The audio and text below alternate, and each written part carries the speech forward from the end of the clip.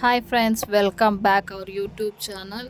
ಇವತ್ತು ಗೋಧಿ ಹಿಟ್ಟು ರಾಗಿ ಹಿಟ್ಟಿನಿಂದ ನಾವು ಒಂದು ರೆಸಿಪಿ ಮಾಡೋಣ. ಆ ರೆಸಿಪಿ ಏನಂದರೆ ದೋಸೆ.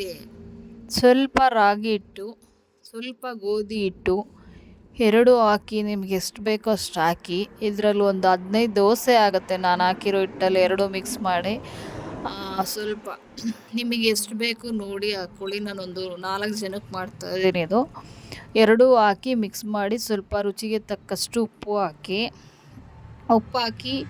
ನೀರು ಹಾಕಿ ಮಿಕ್ಸ್ ಮಾಡಿ ಚೆನ್ನಾಗಿ. ನೀರು ಜಾಸ್ತಿ ಹಾಕಕ್ಕೆ ಹೋಗ್ಬಿಡಿ, ಸ್ವಲ್ಪ ಸ್ವಲ್ಪ ನೀರು ಹಾಕ್ಕೊಳ್ಳಿ. ಗಂಟಿಲ್ದಂಗೆ ಸ್ವಲ್ಪ ಕಳಿಸ್ಕೊಳ್ಳಿ. ಒಂದು 5 ನಿಮಿಷ ನೆನೆಸಿದ್ರೆ ಗಂಟಿರಲ್ಲ, ಆ ಥರ ರೆಡಿ ಆಗುತ್ತೆ ನೋಡಿ. ಇದು ಇವಾಗ ಕಲಸಿ ಆದಮೇಲೆ ಈ ಥರ ಇರುತ್ತೆ ನೋಡಿ. ದೋಸೆ ಹಿಟ್ಟಿನ ಅದಕ್ಕೆ ಬರುತ್ತೆ. ಒಂದು 5 ನಿಮಿಷ ಇಡಿ. ಇವಾಗ 5 ನಿಮಿಷ ಇದು ನೆನೆಸೋದ್ರಿಂದ ಚೆನ್ನಾಗಿ ದೋಸೆ ಬರುತ್ತೆ ನೋಡಿ. ಇಷ್ಟು ಚೆನ್ನಾಗಿದೆ. ಇವಾಗ ನಾವು ನೆಕ್ಸ್ಟು ಇದಕ್ಕೆ ಸೈಡ್ಸ್ ಬೇಕಲ್ಲ.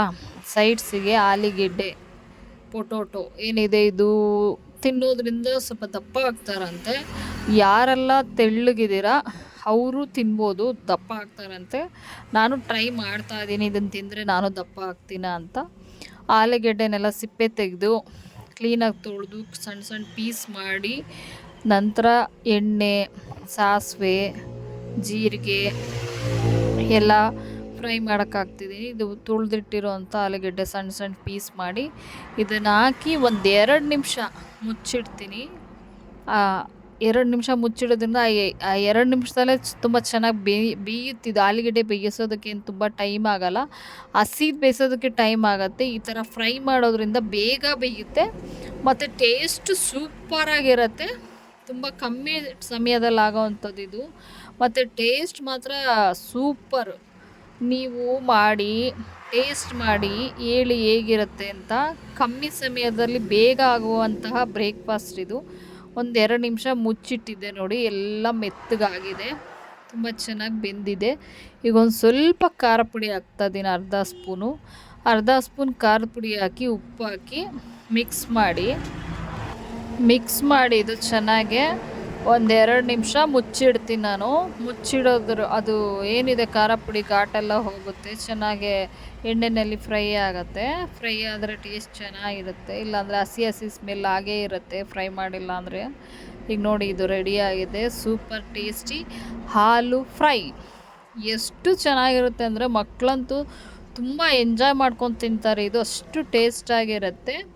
ತುಂಬ ಟೈಮ್ ಕಮ್ಮಿ ಸಮಯದಲ್ಲಿ ಆಗೋದು, ಅದ್ರ ಟೇಸ್ಟ್ ಮಾತ್ರ ಸೂಪರ್ ಆಗುತ್ತೆ.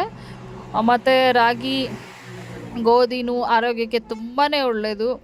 ಇದು ರಾಗಿ ಗೋಧಿ ಹಿಟ್ಟು ಎರಡೂ ಮಿಕ್ಸ್ ಮಾಡಿರೋಂಥ ದೋಸೆ ಸೂಪರಾಗಿರುತ್ತೆ. ಟೇಸ್ಟ್ ಮಾತ್ರ ಬಿಸಿ ಇದೆ ನೋಡಿ. ರಾಗಿ ಗೋಧಿ ಎಷ್ಟು ಚೆನ್ನಾಗಿ ಬಂದಿದೆ ದೋಸೆ.